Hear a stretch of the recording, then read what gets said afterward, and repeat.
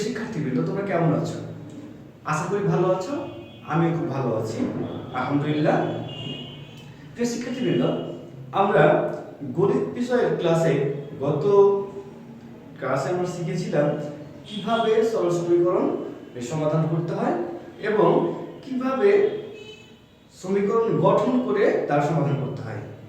আমি তোমাদের বাড়িতে কাজ দিয়েছিলাম, একটা অঙ্ক তোমাদের আমি করে দিয়েছিলাম এবং বাকি অঙ্কগুলো দেখতে বলেছিলাম। তোমরা কি করেছো?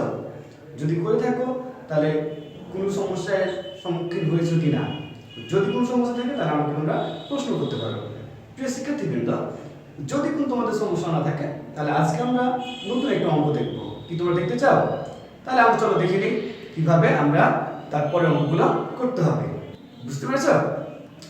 প্রিয় শিক্ষার্থীবৃন্দ, তোমাদের পাঠ্য বইয়ের গণিত বিষয়ের 104 নম্বর পৃষ্ঠা বের করলে তোমরা দেখতে পাবে আমরা 24 নম্বর অঙ্কটি করেছিলাম।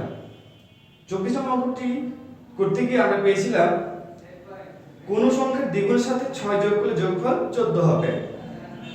আমরা ধরে নিয়েছিলাম কোন সংখ্যাটি x, তার দ্বিগুণ twice x plus 6 equal to 14। এবার সমীকরণ গঠন করে আমরা অঙ্কের সমাধানটা করেছিলাম। এখন আমরা তার পরের নম্বর 25 নম্বরে আমরা দেখব কি বলছে। দেখো 25 নম্বরে বলছে কোন সংখ্যা থেকে 5 বিয়োগ করলে বিয়োগফল 11 হবে। তাহলে সংখ্যাটি কত বা কোন সংখ্যার সাথে, আমাদের বলছে যে কোন সংখ্যার সাথে, তাহলে আমাদের এখানে সংখ্যাটি অজ্ঞাত। বুঝতে পারছো? তাহলে আমাদের সংখ্যাটি বের করতে হবে। আমরা ধরে নিই সংখ্যাটি কত, তাহলে আমরা চলে যাব 25 নম্বরের অঙ্কে।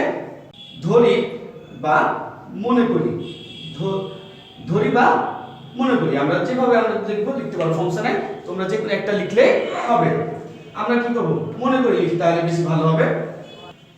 মনে করি সংখ্যাটি সমান x। তাহলে কোন সংখ্যা থেকে 5 বিয়োগ করলে, তাহলে সংখ্যাটি থেকে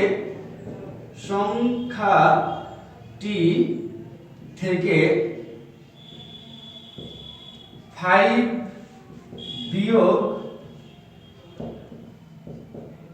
করলে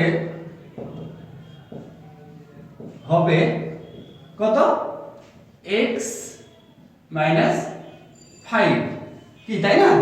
x minus 5।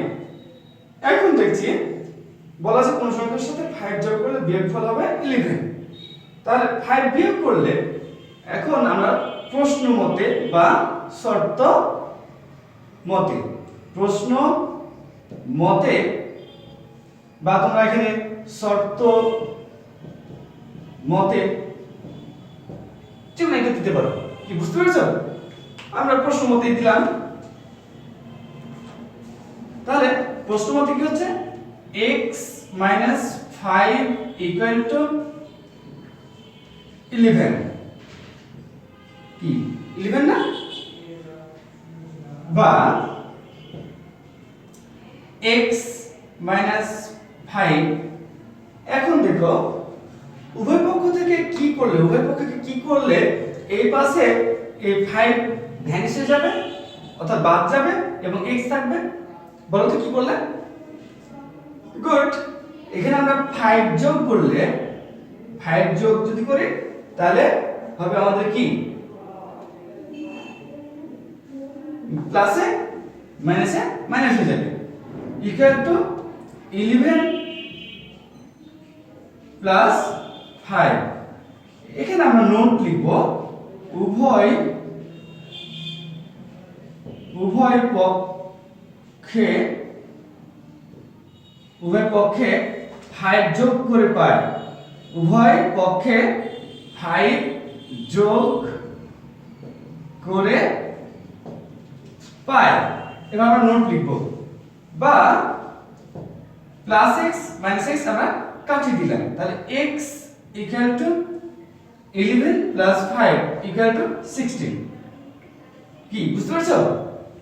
দেখো 11 প্লাস 5 ইকুয়াল টু 16, আর প্লাস 5 আর মাইনাস 5 ভ্যানিশ হয়ে গেল, যেহেতু 5 টাকা জমা 5 টাকা খরচ, তাহলে কি হবে শূন্য হয়ে যাবে।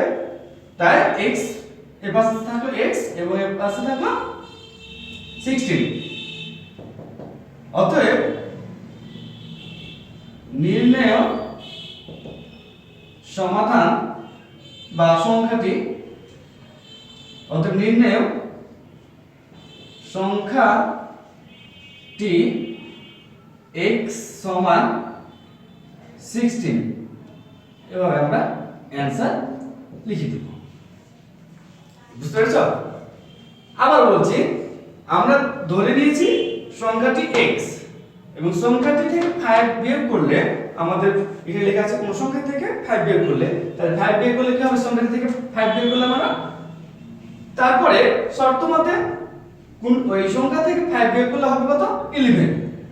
তাই আমরা x 5 11 পেয়ে গেছি। তারপর উভয় পক্ষে আমরা 5 যোগ করেছি, এর 5 + 5 - 5 কেটে গেছে, ওখানে 11 + 5 16 হয়ে গেছে। কি বুঝতে পারছো তোমরা? কোন প্রশ্ন আছে? হ্যাঁ, যদি কোনো প্রশ্ন থাকে তাহলে আমরা তার পরের অঙ্কে চলে যাব। পরের অঙ্কটি কি বলছে তোমার পড়ো? পরের অঙ্কটি কি বলছে? পরের অঙ্কটি 26 নাম্বার অঙ্ক। এটা কোন সংখ্যার 7 গুণ সমান 21 হবে। তাহলে কোন সংখ্যার সাথে, তাহলে আমরা ধরে নেব সংখ্যাটি x। তাহলে আমরা মনে করি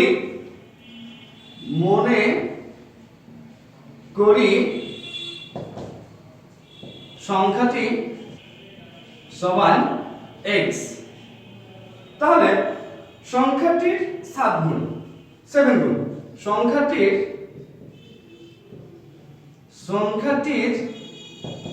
7 গুণ, তাহলে 7 গুণ সমান কত হবে 7x, কি তাই না? আর প্রশ্ন মতে কি বলবো, প্রশ্ন মতে 7x = 21 বা 7x divided by 7 = 21 divided by 7। কি করলাম, উভয় পক্ষকে আমরা এখানে নোট লিখব, উভয় পক্ষকে 7 দ্বারা ভাগ করে, কি তাই না? উভয় পক্ষকে 7 দ্বারা ভাগ করে, বা 7 এই 7 কেটে গেল। আমরা জানি উপরে এবং নিচে যদি একই সংখ্যা থাকে তাহলে আমরা সেটাকে কেটে দিতে পারবো।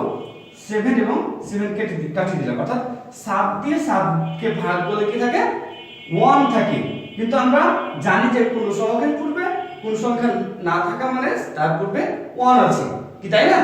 আমরা তোমাদের আগের ক্লাসে বুঝিয়ে দিয়েছিলাম। তাহলে এখানে পেয়ে গেলাম আমরা x। আর ধরে আমরা আরেকটা কথা বলেছিলাম যে কোন সংখ্যার নিচে যদি কিছু না থাকে তাহলে ধরে নেব যে তার নিচে 1 আছে। কি বুঝতে পেরেছো?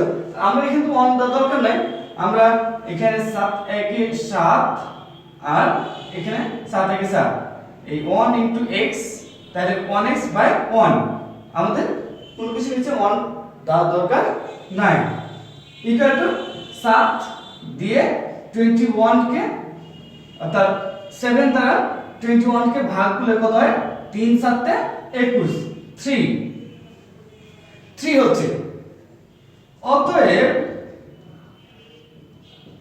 নির্ণেয় সংখ্যাটি